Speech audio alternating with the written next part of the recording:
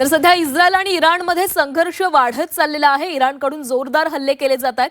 यामध्येच एक महत्त्वाची बातमी, पुण्यातील 80 विद्यार्थी आणि 4 शिक्षक हे दुबईमध्ये अडकलेले आहेत। नामांकित महाविद्यालयाचे विद्यार्थी दुबईमध्ये अडकल्याचे कळतंय। एमबीएचं शिक्षण घेणारे विद्यार्थी दुबईमध्ये अडकलेले आहेत। या युद्धामुळे दुबई एअर स्पेस बंद करण्यात आली आहे। सर्व विद्यार्थी आणि शिक्षक सुखरूप असल्याचं सांगितलं जातंय।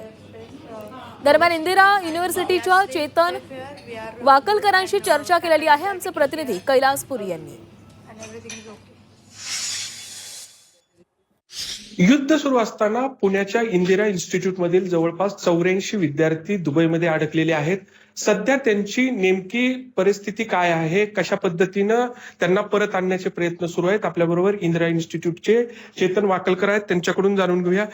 काय सांगाल सर, कशा पद्धतीनं विद्यार्थ्यांची सध्याची परिस्थिती आहे आणि काय प्रयत्न सुरू आहेत त्यांना परत आणण्याचे? आमचे 84 विद्यार्थी 22 आणि 23 फरवरीपासून दुबईला लर्निंग एक्सपिरियन्स आणि कल्चरल टूरसाठी गेलेले आहेत।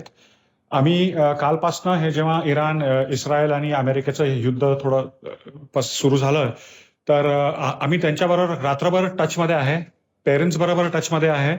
तिकडं दुबई मध्ये आपलं जे इंडियन गव्हर्नमेंट हाय कमिशन आहे त्यांना पण कॉन्टॅक्ट, त्यांच्या पण टचमध्ये आहे।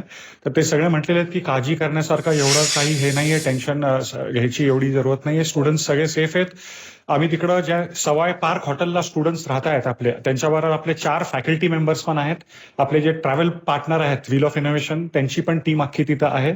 आणि आम्ही काल हॉटेलच्या मालकांशी पण तिकडे बोललेलो आहेत आणि ते म्हटलेत की काही काळजी करू नका, तुमचे स्टुडंट्स आमच्याकडे जोपर्यंत एअर स्पेस ओपन होत नाही तोपर्यंत व्यवस्थित राहतील, आम्ही त्यांची फुल देखभाल करू। आणि जशी जशी एअर स्पेस उघडेल तेवढ्या लवकर कुठल्याही जवळपासच्या एअरपोर्ट पासनं पण जर एअर स्पेस उघडली तर आम्ही स्टुडंट्सला लगेच परत घेऊन येऊ। कैलासपुरी, झी मीडिया, पिंपरी चिंचवड।